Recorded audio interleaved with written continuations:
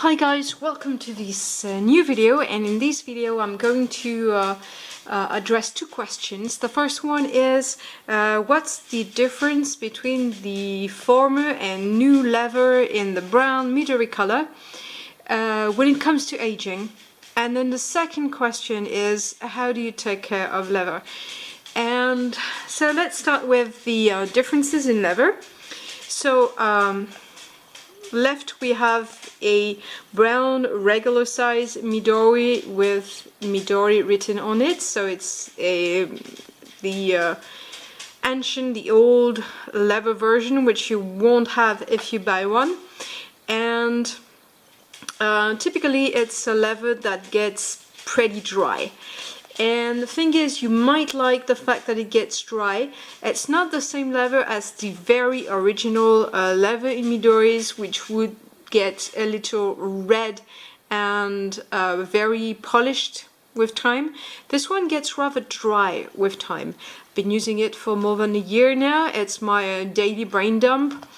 And so it gets plenty of use, plenty of abuse, and it doesn't show too many marks, but it's a leather that does tend to get dry. Now, this one is another smaller brain dump, which I can put in my rear pocket. And this one is a recent one. My husband offered it to me in October 2016, and it's a traveler's notebook. And the first thing I noticed with this one is that it's absolutely not the same leather. And I think here on the picture you get to see the difference in color especially. To the left you've got a browner color, and to the right it's like chocolate latte.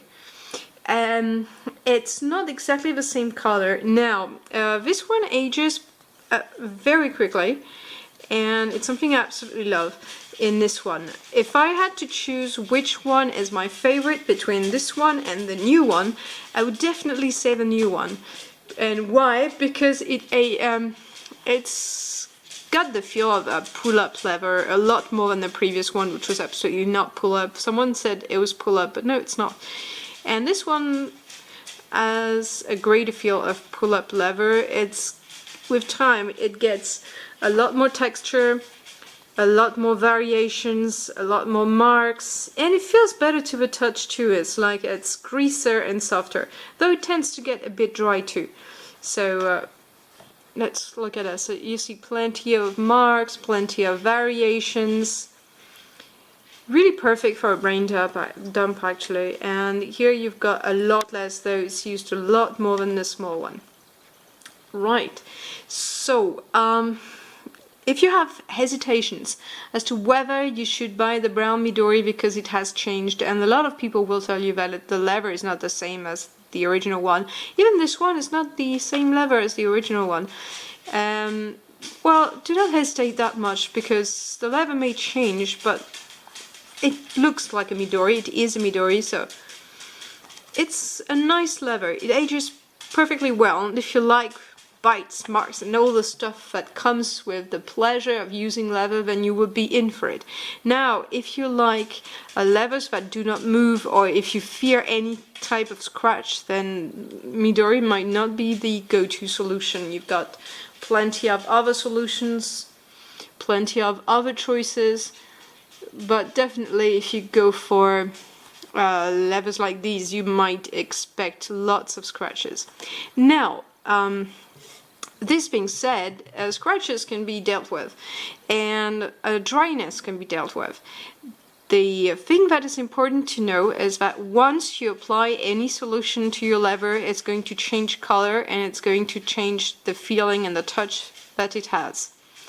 The issue there is that my Midori was getting very, very dry and kind of breaking on the surface.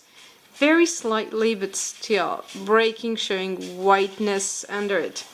So I finally decided that it needed to be nourished.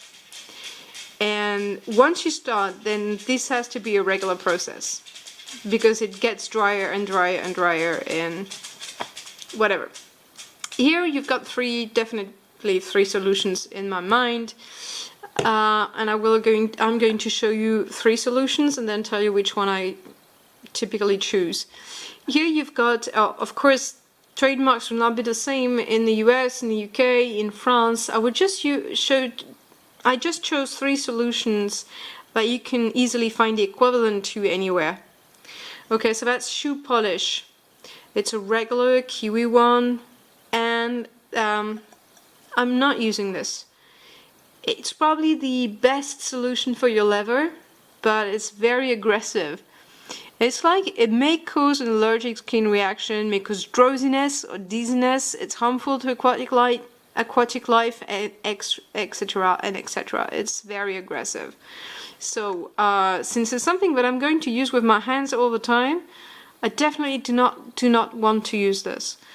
Okay, the other solution now is something that is an essential cream, and that's a nicer solution, and it's a cleaning and care solution. It's not shoe polish like the other one. Right, so this one is nicer, it's less toxic, but if you're looking for something that's absolutely not dangerous, I would suggest using a very simple solution. I have no idea whether this trademark is known in the US, but basically it's cleansing milk for baby bottoms. That is just perfect for your leather. If you need to clean your leather, another solution, if it really needs a lot of cleaning, this is what I would use for my forgot the name, my sofa. Is a mixture of egg white and 3 drops of lemon, and there was something else and I can't remember which one, but that would be for nourishing the leather, not really cleansing, but it will cleanse a bit. Okay, so it's regular, something that's meant for your baby's bottom. It's absolutely not dangerous. The only issue is the smell, right? But it's not dangerous, it's perfect, it does nourish the skin. I took the dry skin one, which I think is perfect for the leather, and it's inexpensive, it works fine. Now what I do is I will take a cotton swab and then put a lot of cream on it, and then just go around like this, and always go round and round and round. And I will show you the process anyways. I'm talking about this. I can actually show you. I'm going to take that cotton swab. Whoop. So let's have a look at this. And let me show you how much I put on that.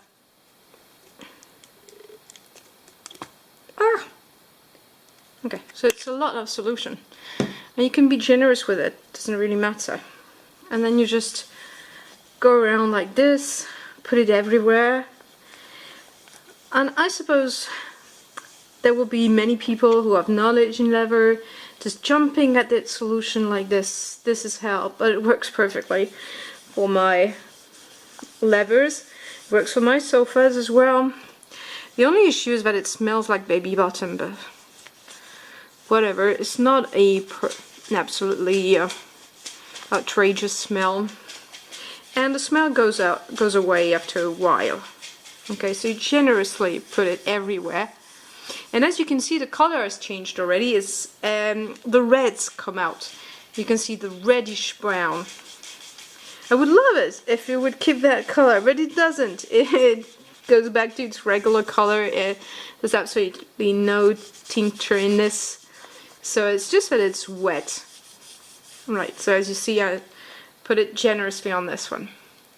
Right, now you want to take away the extra that's on the side. Right.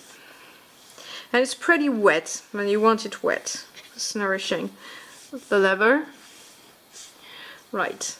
And as you can see, there's still color coming out of this one, and it's been treated a few times.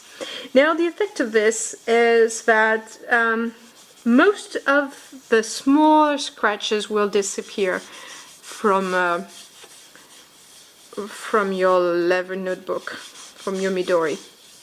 Most of it will disappear, but the big ones, like the ones here, or the bigger scratches, just won't. And as you can see, the middle is wetter It's more wet. I don't know how you would say this. Right, and I'll try and take out as much as I can from the little trademark, or else it's gonna stay white. And it does stay white. Right, wipe out as much as I can.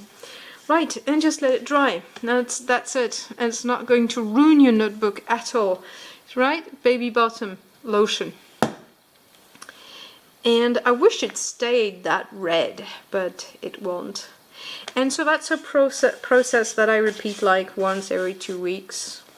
And that's quite enough to give it a lot more pliability, and it's less dry, definitely less dry. Now you can see a lot of difference in the color. Right, this one I do not want to change colors, so I am leaving it as it is, and once it is extremely dry then I will go through the same process. This one is a lot clearer than the other one. It gets whiter with time, but it's a nice chocolate latte color, and I really love this. So definitely do not go over your mind with products like this. Like this one is toxic, this one is less toxic but still, and this one is absolutely not dangerous, not toxic, very cheap. I mean, I can buy 4 bottles like this for the price of 1 like this one. And here it is. So thanks for watching, and I hope that is useful to you, and see you next time.